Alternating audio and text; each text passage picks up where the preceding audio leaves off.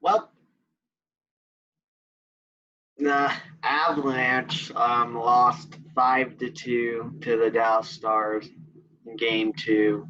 Um, I don't know. I just have a lot that I want to say about this game.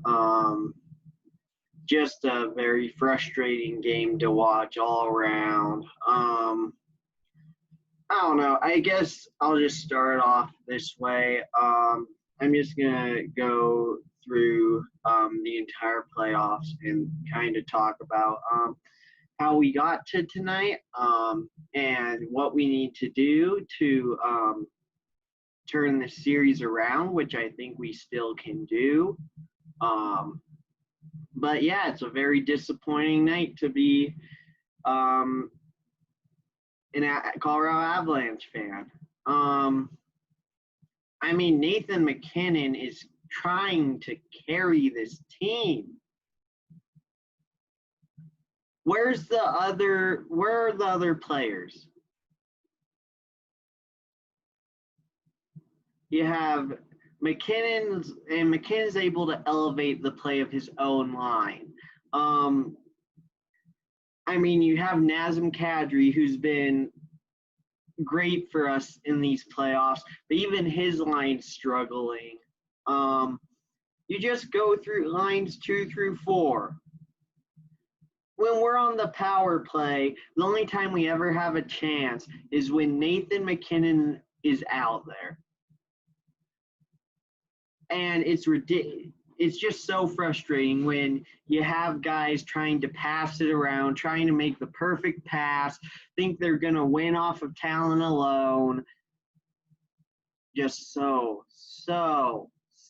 frustrating tonight was. So I guess, like I said, I'm just going to go on a journey. Let's make this a journey to how we got to tonight. Since we got in the bubble, we beat the Wild in the exhibition game, and then we beat St. Louis in our first round robin game 2-1. McCann was the best player on the ice in that game, like usual. And we end up winning on a last second goal. And then we play Dallas and we destroy Dallas 4-0. I'm like, if we play like this, it could be our year. And I don't know if it's just inconsistency. I think injuries are playing a huge role. And now even Nazem Kadri may be playing hurt. I mean, he came back tonight, but, I think he'll be back in game 3. But it's still like, what are we supposed to do?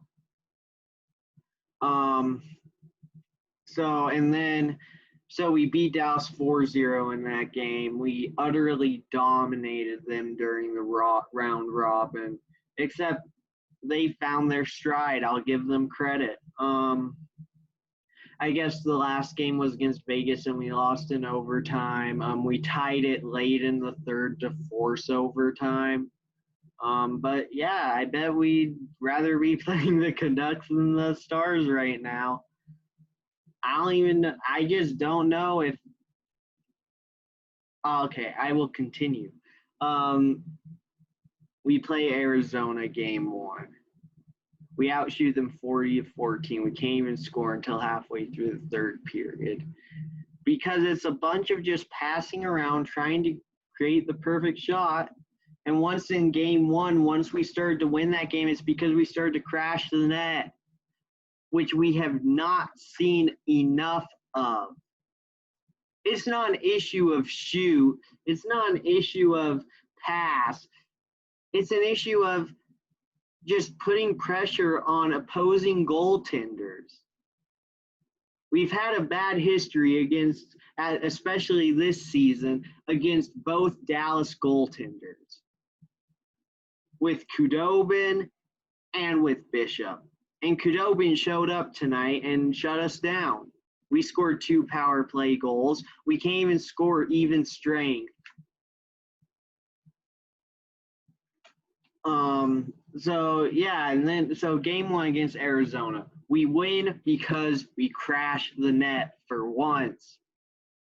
Game 2 against Arizona, arguably our worst game of that series despite us winning. Just because it was just kind of one of those like back and forth games. It just kind of had a similar feel to these two games, but we did get a lucky bounce off an Arizona defender, and Andrei Burakovsky was able to score and win. Game 3, we outshot them 51-23, but lost obviously because you get a bunch of this passing around and shooting, but we don't do enough to clog the goalie's sight or sight line. Yeah, that's the term I'll use tonight. Yeah, we don't do enough to block the goalie's sight line. And that's why these goalies look like freaking world beaters against us. They can beat anyone. They can beat anyone if all they do is pass it around and just shoot it when they can see it right on. So we obviously came back in games 4 and 5 against Arizona and won each game 7-1. I think this was due in part to we were just the better team. Have been together far longer than Arizona's core has. I guess you saw a bit of those gritty goals in games 4 and 5 closer to the crease. It was encouraging to see, but when you go up against a team like the Dallas Stars who get goals off freaking whatever that goal was off of Radulov tonight, the fourth goal I guess was controversial. I just got up and left, so I didn't even see the replay because the team just collapsed tonight. And so we win the Arizona series. We go into this Dallas series feeling pretty freaking great about ourselves. And then game 1 against Dallas, Nathan McKinn was the best player on the ice, and we lost by 2 goals. This team turned into a one-man team. I mean, you have players on defense. It's like, yeah, let's go and jump up in the zone. But it's like, without Eric Johnson, do we really have that one defender who we know is going to try to shut the other team down on defense? Maybe Zadorov. I mean, he's probably our best, like, true defenseman after Johnson. You have Makar. Makar has great recovery speed, is able to get back on the puck. Girard is basically Tyson Berry with the left-handed shot. And then Kevin Connaughton, everyone's like, oh, we should have put in Bo Byram or Connor Timmins or Barberio tonight instead. I actually thought Connaughton wasn't horrible tonight, but it still is just frustrating when, it seems like I don't know, just how Ryan Graves has played the last few games is a moment too big for him. I mean, I'm talking about my frustrations with this team. I couldn't do what they're doing. It's a tough – NHL is a team game. You can't win with a one-man team. And you're going to have people like me who, I'll be honest, never have been good at hockey, have barely played hockey, who invest our time into – we invest in this team by buying merchandise, and that's why fans get frustrated. I mean, I could talk about players versus fans and kind of how that argument of have fans ever really been in the same shoes. It's a really tough sport to play. Any sport. And it's tough being hypercritical of players because it's like, you can't do better than them. Just sound like a talking head. But yeah, it's just frustrating when it seems like we're on a good roll. Then we just take 2 horrible penalties.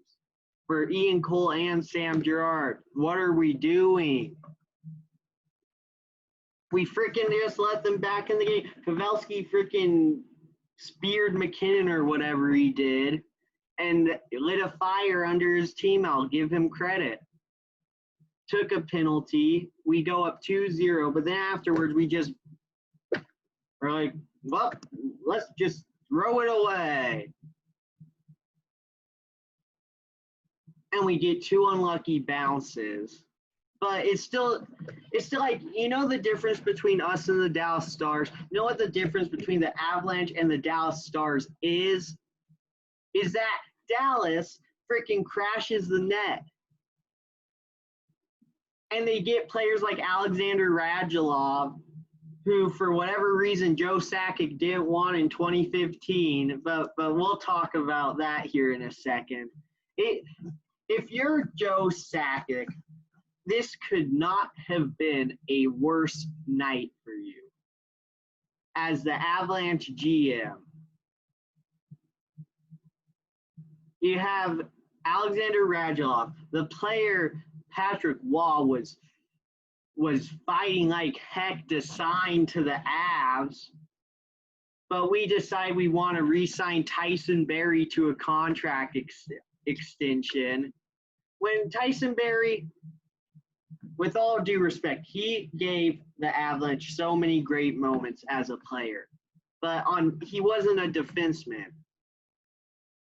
And that's still what the Avalanche need. We probably need, I mean, we have Bowen Byram, Shane Bowers, Connor Timmins, guys that may be able to fill the shoes that are needed for us to possibly go on a run for years to come. But also on top of seeing Alexander Radulov basically mock us these first 2 games, you have Semyon Varlamov for the Islanders get a freaking 29-save shutout to beat the Flyers. Are you freaking serious? Oh, man. Gruby's hurt. We had Pavel Francois. It's not an ideal situation. He gives up 4 goals on probably what was his first 24 shots. I mean, you can't really blame the guy. I mean, the second 2 Dallas goals were lucky bounces. The first 2 were both power play goals. The first, which was a 5-on-3. So Dallas gets a 5-on-3. They score twice. The Avalanche shortly after that get a 5-on-3. Can't score. Dallas scores right after that. Game over.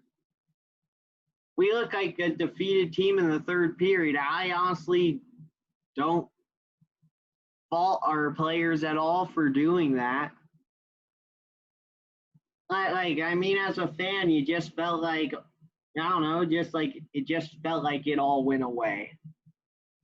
Any momentum we had, it's like halfway through third period, we're just like, okay, we just need a change for game 3. So I still think that there's a shot in this series, but we are playing a team that is full steam ahead right now.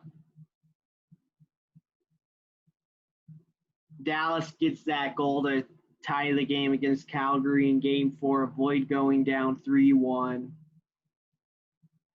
Then win game 5, then in game 6. Game 6 was probably the most worrisome thing. They go down 3-0, then they come back and win 7-3. And the reason why I underestimated the Dallas Stars throughout the season is because their offense was not there for the majority of the season. It's there now. We have to respond to it somehow.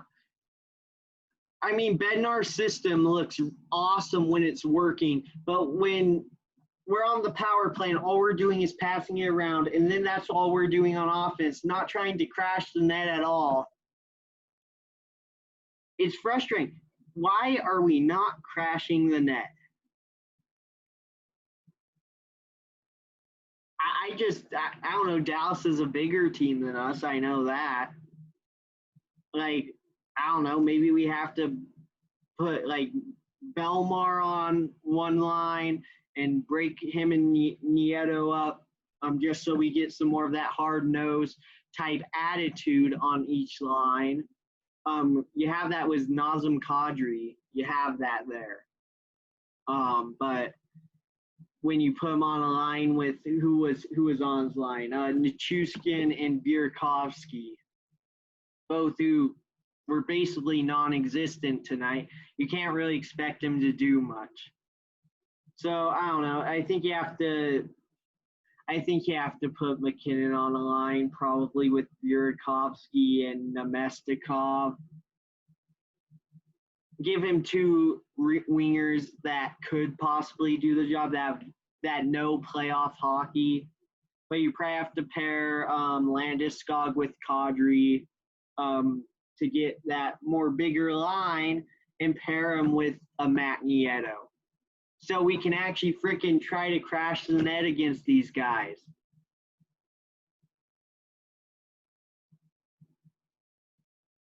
And then Rantanen, I guess you put online with Tyson Jost. So, I mean, Matt Calvert is a really good energy guy. He's able to push around our team. He's really good at that. I think we've missed that these past two games.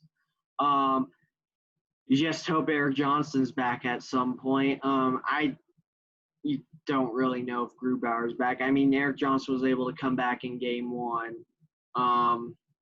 So you're hoping that maybe he can come back at some point in the series. But, this season's at a crossroads. So the Avalanche basically need to decide if they want to play hard-nosed playoff hockey or if they want to leave the bubble. Because, there's been points during the playoffs where, game one against Arizona, once we actually started crashing the net, we won the game. That's why we scored 3 goals in a minute 23 against them. So, it's just going to be, I guess we'll see. We will see. I don't really know if I have much else to say about the Avs besides that. I mean, I think Pavelski taking a cheap shot at McKinnon, come on. He's trying to get under our skin, and that's what Dallas did, and they did it successfully tonight. Give them credit. So, Game 3 is going to be a freaking hard game to win, but we have to find out somehow. It's like these Denver teams are just so passive. Speaking of the Nuggets, just where did the defense go? I mean, if the Nuggets want to beat the Jazz, we have to stop giving up 30 points a quarter. Stop letting Donovan Mitchell score 50 points a game. I just don't know if it's going to happen. Gary Harris is questionable tomorrow. Hope he plays. Hope he freaking plays.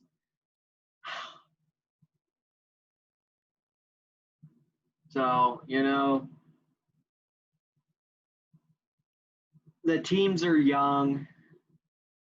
Give them time. You just don't want this to become a habit, because you see great NHL teams like the Tampa Bay Lightning, who have been great probably for the past 5-6 years, no cups. The Capitals finally broke through and won 1 cup in the last 2 years. Have been laughable, honestly, and that's why they fired their coach. So you just hope the Avs don't turn into that, because, I mean, we have arguably the best player on the planet. I know Connor McDavid fans would argue me very passionately on that. But, I mean, Nathan McKinnon's the best player in the world right now. he's going to be the best player in the world for years to come. So, I mean, I know that this is like right after the game reaction. Probably emotion has something to do with how I'm reacting to the game right now. But it's like it's up to us. Dallas isn't much better than us. I honestly think that I don't know. I think if we had level heads and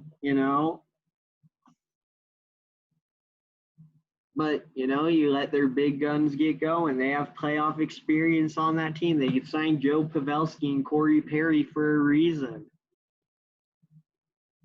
And you see, I guess they have signed Belmar. We've signed Nazem Kadri, who didn't, but he didn't even win a playoff series before the Avs signed him. So I don't know if you can really make that argument there. I mean, like you have Nemestikov, who was on some of those Tampa Bay teams, Burakovsky, who obviously won the cup with the Caps, Grubauer, who won the cup with the Caps, but Grubauer's injured right now. So no, it just sucks when injuries are playing a role. Because you're just like, dang, it's like if we were healthy, it might be a different story. You don't know. So I don't know. We'll see what ends up happening. But I mean, it's just so frustrating. So frustrating tonight. Wednesday night, we have to win. Pretty simple, actually. But like, yeah, it's like, I think part of it is also in the round robin against Dallas, we went 4-0. We utterly dominated them. And then they got hot.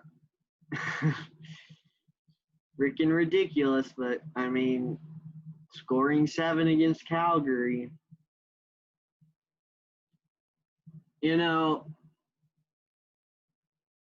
Like, give Darcy Kemper and Anton Khudobin credit, but it's like the Avs are making this easy. We're getting shots on goal, but like, how high of quality are those shots when they're not shot by Nathan MacKinnon?